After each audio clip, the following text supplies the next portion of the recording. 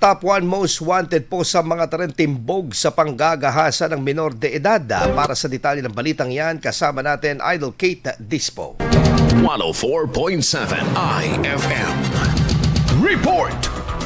Arestado ang isang 43 anyos na lalaki na itinuturing na top 1 municipal most wanted person sa isinagawang operasyon ng mga tauhan ng mga Tarem Municipal Police Station noong Miyerkules, Mayo 20 sa Barangay Maravilla, mga Tarem. Batay sa ulat ng pulisya, nadakip ang suspect bandang 1:30 ng hapon sa bisa ng warrant of arrest kaugnay ng mga kasong paglabag sa revised penal code at mga batas na nagpoprotekta sa mga menor de edad laban sa pang-aabuso at pananamantala. Nakasaad sa warrant na walang inirerekomendang piyansa para sa 2 bilang ng qualified rape of a minor habang 240,000 pesos naman ang itinakdang piyansa para sa 2 bilang ng sexual assault. Kagad namang pinalam sa suspect ang dahilan ng kanyang pagkakaaresto at ang kanyang mga karapatan bilang akusado. Kasalukuyang nasa kustodiya ng mga Tarem Municipal Police Station para sa kaukulang dokumentasyon at turnover sa korte. Kasama mo mula rito sa IFM Dagupan, ako po si Idol Kate Dispo Tatak, IFM.